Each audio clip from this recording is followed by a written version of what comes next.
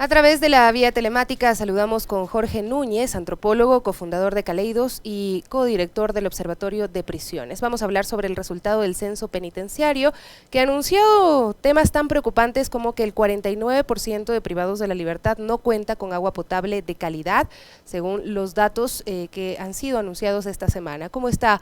Muy buenos días, Jorge.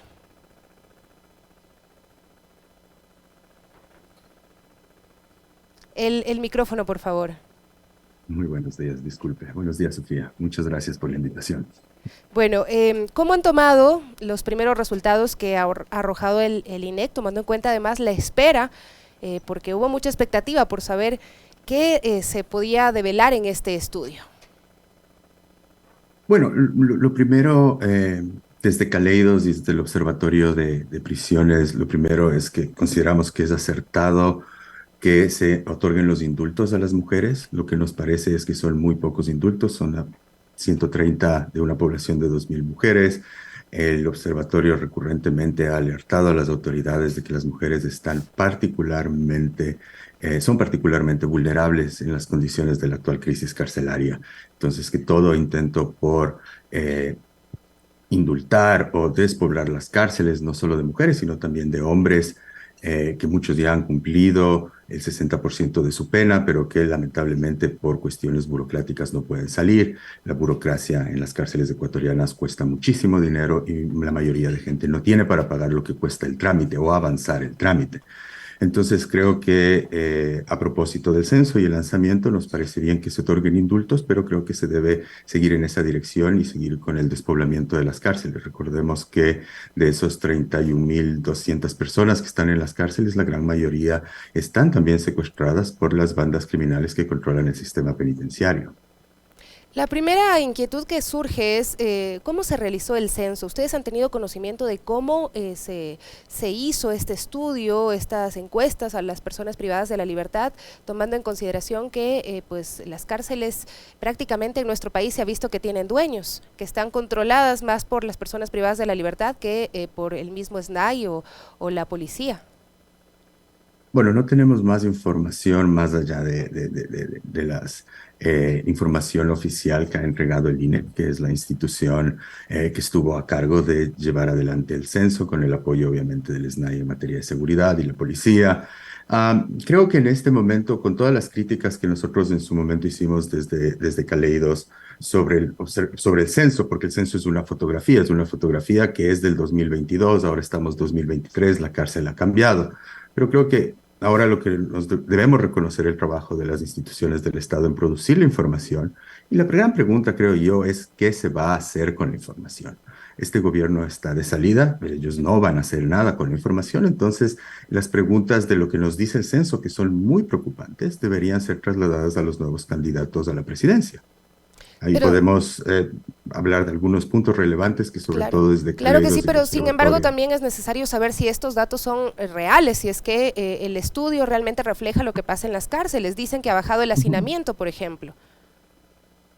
Sí, a ver, yo creo que eh, debemos asumir que los datos van a tener ciertos niveles de problemas por las mismas condiciones de producción del dato estadístico, pero en principio no vería ninguna razón por la cual dudar de lo que nos están diciendo. Lo importante es entender y contextualizar esos datos y saber lo que nos están diciendo de la cárcel contemporánea en función de otros censos que sí se han hecho. Han repetido muchas veces que es el primero, pero en 2008 se hizo un censo penitenciario para la reforma penitenciaria del 2014 y hay varias encuestas, por ejemplo, de 2004 y anterior a eso, la Dirección Nacional de Rehabilitación Social llevaba una bastante buena seguimiento estadístico de las cárceles. Estoy hablando de la cárcel de 1990 y la cárcel de inicios de los 2000. Entonces, creo que lo que debemos tratar de hacer es poner estos datos que nos entrega en este momento el Estado en relación con lo que sabemos de las cárceles para entender el proceso de descomposición de las cárceles y en qué hemos fallado y en qué debemos mejorar. Vemos los datos y nos hablan de que el 42.5% de las personas que están privadas de la libertad tienen entre 30 y 44 años, un 40.4% tiene entre 18 y 29 años y un 15.4% entre 46 y 64 años. Las cárceles están llenas de jóvenes y también de personas que no tienen acceso a una defensa pues que tenga realmente las características que debería tener una buena defensa, y termina llenándose de personas que simplemente no pueden defenderse. Vimos en tantas masacres que han ocurrido en los últimos años, como personas que ya tenían que haber salido, incluso cumpliendo penas menores. Un año, por ejemplo, recordamos el caso de Leonardo González. Él tenía una pena de 11 meses y estuvo más de un año y medio en la cárcel en Guayaquil, y pues fue víctima de estas masacres, ¿no? No pudo salir a pesar de haber cumplido su condena, ¿no? En este caso, ¿qué están reflejando los datos sobre las edades de las personas que están ahí? Podemos decir con certeza que la cárcel muestra rostros empobrecidos. Sí, definitivamente esto es algo que ya sabíamos incluso antes del censo. La cárcel ecuatoriana es un mecanismo de gestión de la pobreza y la exclusión, pero hay datos incluso mucho más graves, y es, por ejemplo, que el sistema de cárceles, como usted bien dice, está lleno de jóvenes y jóvenes que no han tenido acceso al trabajo ni a la educación, atraviesa una crisis extremadamente grave de salud mental. El 8.2% de la población reportan haber intentado suicidarse. Eso quiere decir que dentro de las cárceles la tasa de intento de suicidio es 400 veces más alta que la tasa a nivel nacional. Y las ideaciones suicidas también son sintomáticas de enfermedades mentales graves como la depresión, como el estrés postraumático. Entonces, creo que también lo importante es cómo vamos a acercarnos a los datos. Estas lecturas de los datos las hacemos en Caleidos, y quiero reconocer también el trabajo de mi colega y compañera Sofía Carpio. Entonces, le puedo decir más datos sobre salud. Solo la mitad de las personas que entran al sistema reciben el chequeo médico obligatorio. El resto de personas, la otra mitad, no sabemos su situación de salud. Y de las que sabemos, ¿no es cierto? Sabemos que los internos no han recibido en el último año, el 45% no ha recibido atención médica. Entonces hay un problema de acceso a la salud y hay una grave crisis de salud mental en los centros. Otra información que le podría decir que refleja el centro es el completo fracaso de la gestión policial de las cárceles. Y esto se puede ver con los datos que ellos reportan de cuánta gente vive en las celdas. Estamos en una situación peor que en 2008, en 2014, antes de que se cierre el penal García Moreno. Te doy solo un ejemplo. El penal García Moreno, hasta que funcionó, usted tenía 3 internos eran 5 pabellones. En el pabellón C, usted tenía 3 internos por celda. En el pabellón D, 4. En el pabellón B llegaban a 8 el máximo. El pabellón recuerdo que eran 4, según los datos que teníamos, y de ahí usted tenía un pabellón de castigo en donde era una suerte de celda común. Ahora, según los datos, el 16% de las personas comparte celdas de entre 11 y 30 personas. Y la mayoría de gente puede compartir celdas hasta de 10 personas, de 1 a 10 personas. También otra cosa que, por ejemplo, no pasaba en la cárcel anterior es que no habían celdas unipersonales. Ahora ya el 1.5% no comparte ninguna celda. Entonces, lo que usted ve es que la gestión del espacio carcelario ha sido mal administrada, y tiene que ver mucho con la gestión policial de la cárcel y el uso de la cárcel como un mecanismo para producir inteligencia antinarcóticos, porque es esa la razón por la cual la policía empezó a dar ciertos privilegios y prebendas a los grupos criminales que ahora controlan la cárcel. Bueno, lo que usted Tengo nos más. dice siempre sí es gravísimo, ¿no? Tener que escuchar lo que ocurre en las cárceles y la relación también con lo que pasa con los temas de criminalidad también en nuestra sociedad, ¿no? Lo que estamos viendo, ¿no? Hay una nota aclaratoria que hacen sobre el censo que informa que hay varias preguntas que no fueron respondidas o fueron solventadas en su totalidad por las personas privadas de la libertad. ¿Conoce usted cuáles fueron estas interrogantes y cuáles son los temas que no se han podido solventar o que este tipo de estudios no pueden aclararle a la sociedad o transparentar sobre lo que pasa al interior de las cárceles? No, yo no tengo información al respecto. Supongo que en censos anteriores y en encuestas anteriores que estaban hechas en el contexto de un trabajo de largo aliento dentro de cárceles, se pudo conocer, por ejemplo, consumo de cocaína, heroína, marihuana dentro de cárceles, pero eso demandaba que usted tenga gente trabajando. Por ejemplo, cuando hicimos la primera encuesta en 2004, con mi colega Claudio Gallardo, básicamente nosotros habíamos trabajado durante 2 años en el penal haciendo etnografía. Entonces la gente sabía para qué era la información. Supongo que muchos por la metodología, en este caso, de lo que entiendo, los internos se acercaban al entrevistador del INEC, estas personas estaban 20 minutos con el encuestador y después pasaba a la policía que le hacía otras preguntas y después pasaba a salud. Es muy difícil que un interno con la desconfianza que hay, sabiendo las colaboraciones que existen entre las fuerzas de seguridad y las propias bandas penitenciarias, vaya a divulgar información que le va a poner eminentemente en peligro. Entonces, asumo que es eso, pero no tengo información concreta sobre ese tema. Bueno, esto habrá que pedirle que lo aclaren desde el propio INEC, ¿no? Sin embargo, también se ha hablado sobre el tema de la edad, que ya lo estábamos repasando, y también se ha dicho mucho que se ha incrementado en los últimos años la edad de los menores involucrados o reclutados por grupos delincuenciales. ¿Se sabe si hay un incremento en los reclusos menores de edad, esto que lo pueda haber hecho o trabajado la DINAPEN?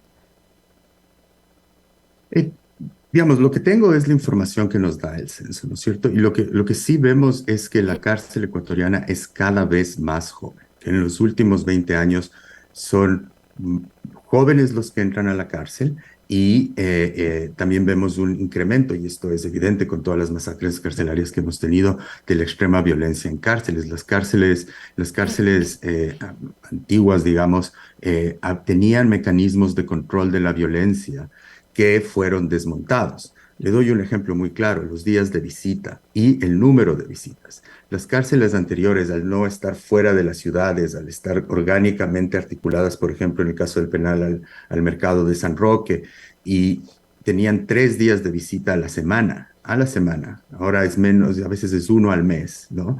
Eso permitía que la gente esté muy enfocada en tener la cárcel limpia y la cárcel adecuada para cuando viene la gente, porque todos los negocios que tenían en ese momento lo que vivían es de la venta de los días de visita. Eso fue desmantelado en el actual, y lo que nos dice el censo es que solo la mitad de los internos reciben visita.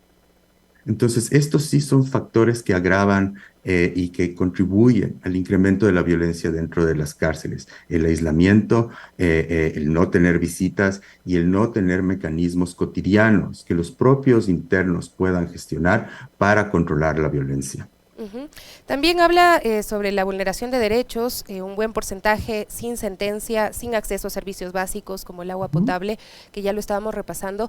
El tener esta información, el que el Estado, a través del INEC, haya hecho este censo, implica que el Estado va a responsabilizarse por las vidas de estas personas y por mejorar las condiciones que tienen las personas privadas de la libertad en los centros.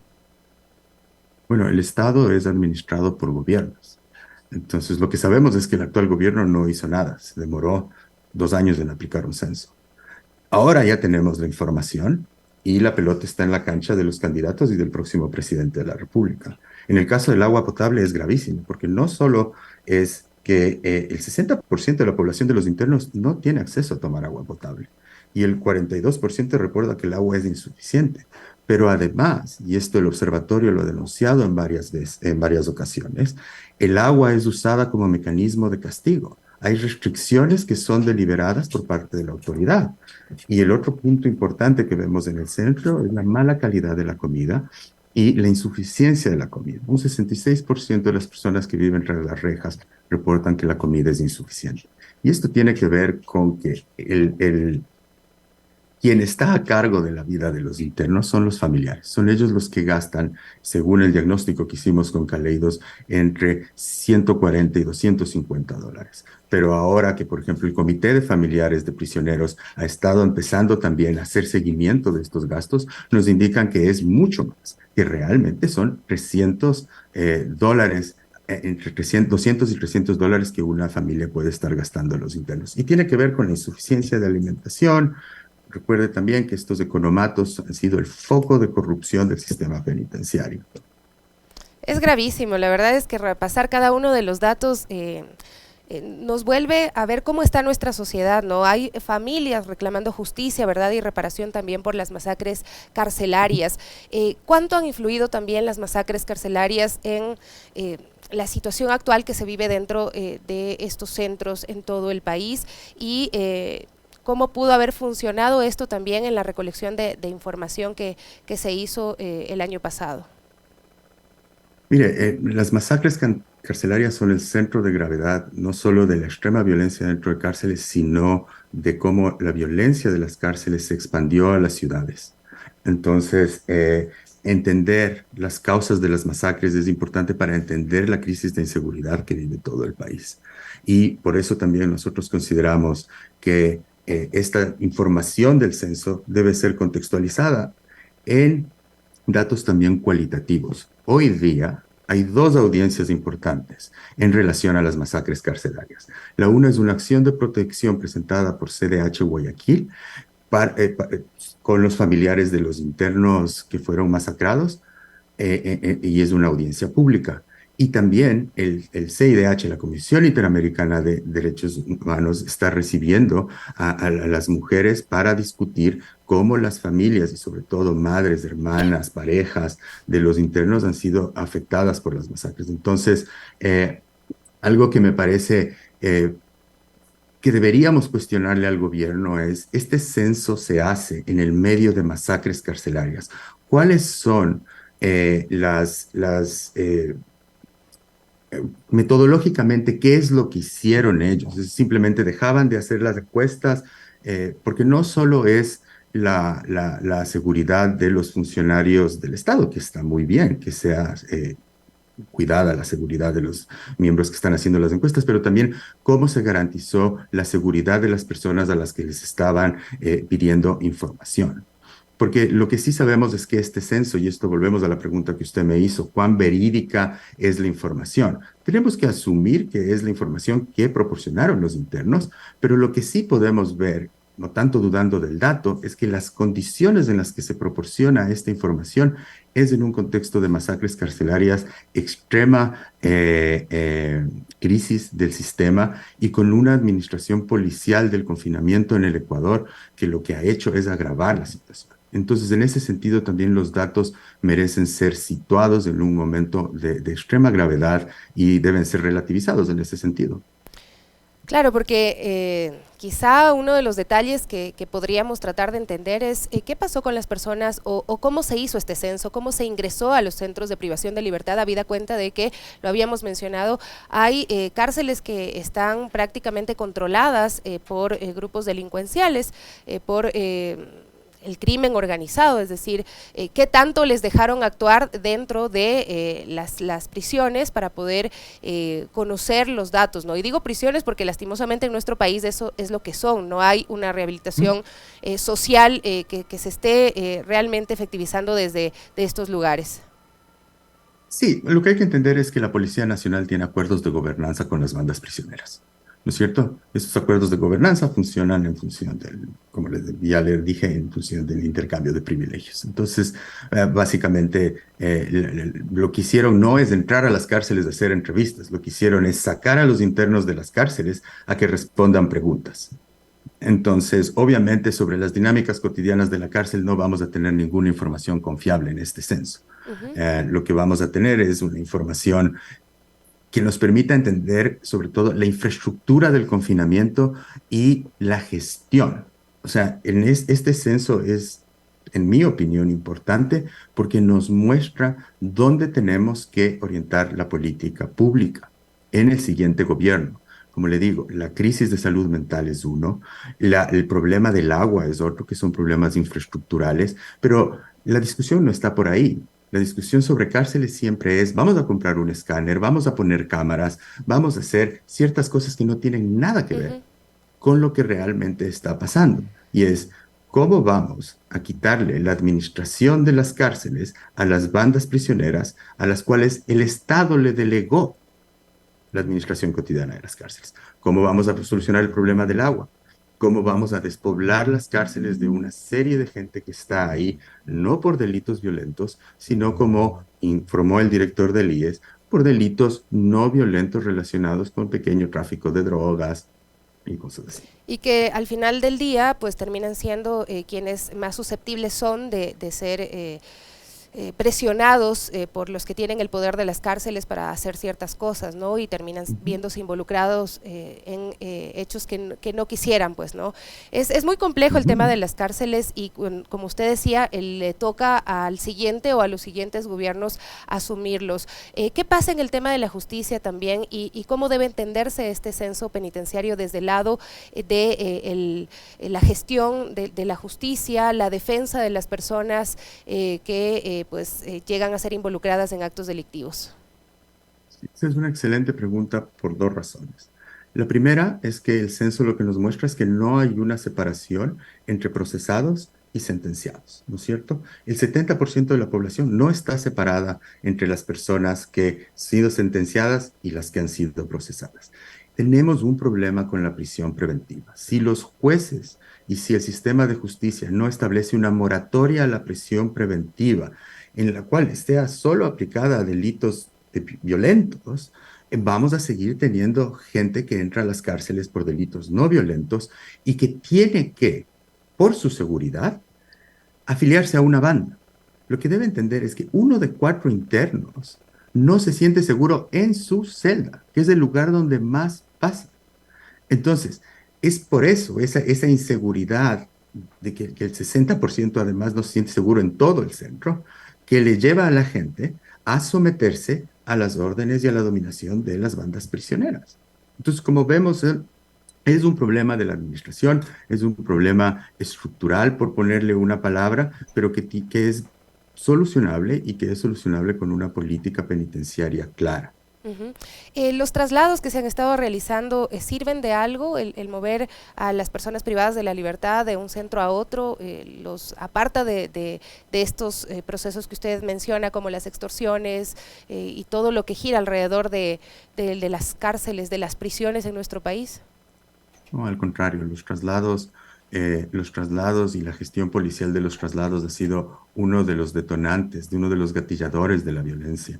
En la cárcel, antes de que sea administrada por la policía, ¿no es cierto? Un traslado era una discusión en donde los propios internos de una cárcel veían si aceptaban o no a un interno. Yo recuerdo que cuando hice trabajo en el Penal García Moreno, yo hice trabajo 2 años, teníamos muchas de las reuniones, era para ver si aceptábamos presos de Guayaquil, por ejemplo. Y lo que primero se decía es si esa persona es problemática, si es violenta, no se permitía aceptar.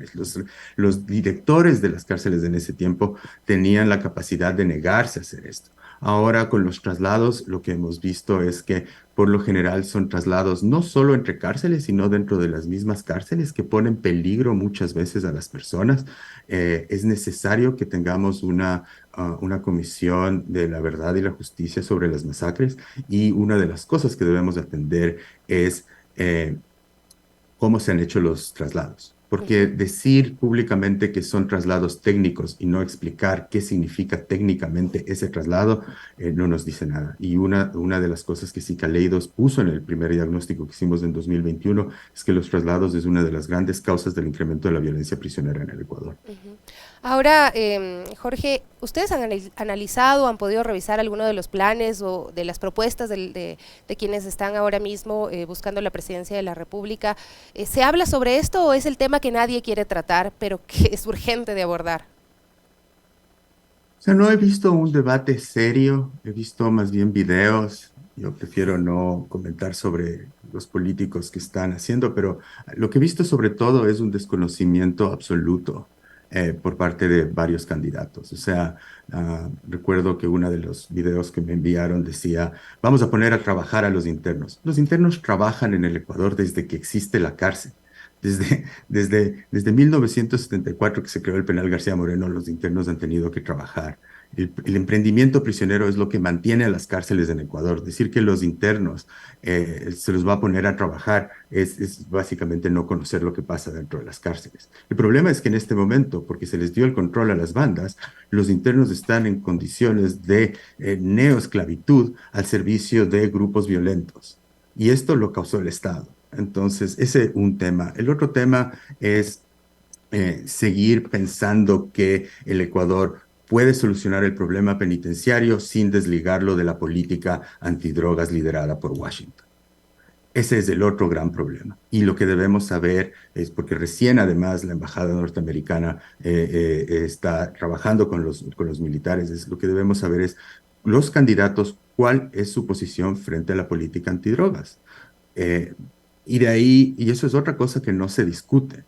Entonces yo no he visto nada más allá que eslogans y cosas del sentido común. Todos queremos un país en paz, Ujú. todos queremos que baje la violencia, pero si no atacamos las causas por las cuales esa violencia se desató, no va a funcionar. Tenemos los ejemplos de Colombia y de Perú. Debemos estudiarlos y debemos ver cuál va a ser el proceso de pacificación más adecuado para el Ecuador, que debe empezar en las cárceles, pero que debe también estar en provincias como Esmeraldas, como Guayas y otras provincias del país. Qué importante lo que usted acaba de mencionar. Y pues sí, cuando estamos pidiendo a gritos seguridad y cuando la principal propuesta que hacen los candidatos de seguridad, sí llama la atención que no se hable retratando también esta situación, esta realidad que se vive dentro de los centros de privación de libertad en nuestro país. Muchas gracias, Jorge, por acompañarnos el día de hoy. Muy valioso el aporte. Antropólogo, cofundador de Caleidos y codirector del Observatorio de Prisiones. Conversábamos sobre los resultados del censo penitenciario. Habrá que buscar mucho más de lo que dice este censo, de tratar de interpretarlo y analizarlo cotejando con la realidad, con lo que está pasando ahora mismo dentro de los centros de privación de libertad y lo que les está pasando a las personas privadas de la libertad. Hacemos un Muchas brevísimo gracias. corte para volver con nuestro siguiente invitado acá en Punto Noticias.